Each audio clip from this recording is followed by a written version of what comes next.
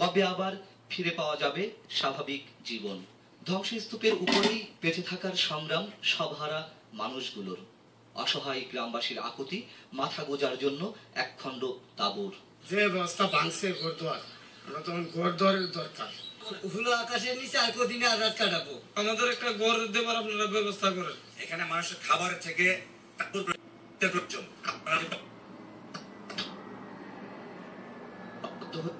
তা অবশ্য জোটেনি সবার কপালে। ছেলেজন মারা গেছে, মারার পরে দাফনের টাকা 20,000 টাকা দিয়ে গেছে, বাচ্চা মা হাতো। এই টাকারে তারা পাইছে চাল টিন, কোনো কিছু আর সরকারের সাহায্য তারা পাইছে না।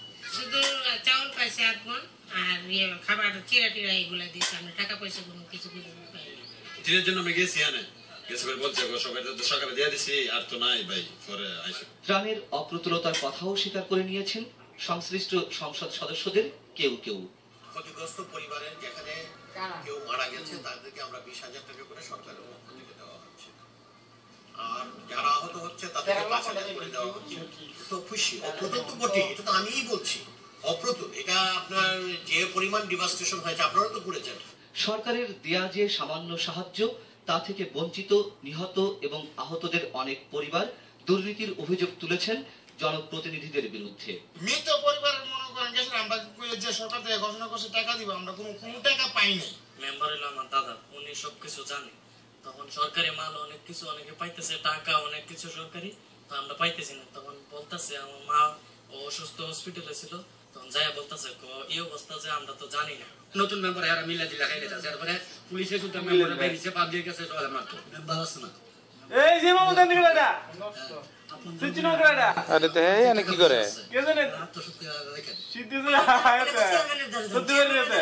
হ্যাঁ, আমরা এইভাবে দূরতাছি আর ঘুরতাছি। কারোর পোষমাস, কারোর কাইমা সর্বনাশ একটা অর্ডারিতে সব তে এর হোর বাড়ি আনে।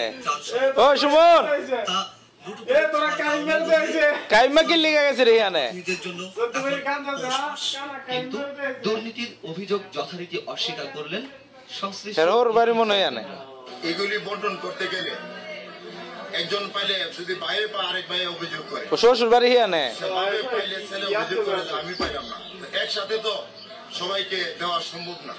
আর জেলা প্রশাসক জানালেন স্বচ্ছভাবে ত্রাণ কার্যক্রম তদারকির কথা।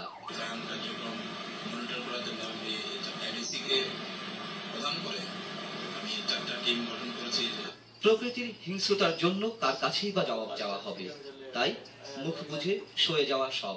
তবে অসহায়দের মুখের গ্রাস যারা ছিনিয়ে নিচ্ছেন সেই সকল জনপ্রতিনিধিদের বিবেক নিয়ে প্রশ্ন সবহারা মানুষদের। তবে মানুষ মানুষের জন্য, একথা কেউ কেউ ভুলে গেলেও ভোলেননি অনেকেই। তাই বুঝি সরকারের পাশাপাশি সাধারণ মানুষও এসে দাঁড়িয়েছেন আশ্রয়হীন ক্ষুধার্ত মানুষগুলোর পাশে। দুর্গতদের মধ্যে চাল, তেল, পেঁয়াজ, আলু, ডাল, আমরা 300 পরিবারের হাতে হাতে পৌঁছে দিচ্ছি, ঘরে ঘরে পৌঁছে দিচ্ছি। ক্ষতিগ্রস্ত বিদ্যুৎ ব্যবস্থার কাজ চলছে কোন রকমে, আর তাই সেচ ব্যবস্থার কাজ নিয়েও চিন্তিত কৃষক।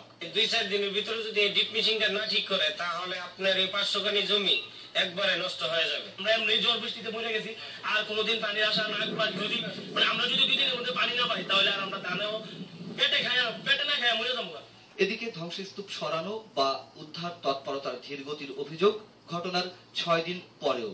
ঘরবাড়িতে যে ঘরটর পড়ছে ওটা নিয়ে কোনো উদ্যোগ তো নেই। তো বিশেষ করে যে রাস্তাঘাটে গাছ পড়ে রয়েছে, যে কারেন্টের লাইন টাইন পড়ে রয়েছে, সব কাজ তো গুছাই তুলতে 1 মাস সময় লাগবে। তবে যথারীতি অস্বীকার সংশ্লিষ্ট প্রশাসনের কর্তা ব্যক্তিদের। বর্তমান তো আমরা প্রথম দিন থেকে কি করব আর না কি করব, আমার 75 জন কর্মী আমার সাথে এই এলাকাতে কাজ করতেছে ডে এন্ড নাইট। সারি সারি নগ্ন গাছগুলো এখনো সাক্ষী হয়ে আছে প্রকৃতির নিষ্ঠুরতা। স্থানীয় প্রশাসন ব্রাহ্মণবাড়িয়ায় টর্নেডোর ক্ষয়ক্ষতির একটি হিসেব তৈরি করেছে। সেই হিসেব অনুযায়ী মোট নিহত 31 জন এবং আহত প্রায় 800।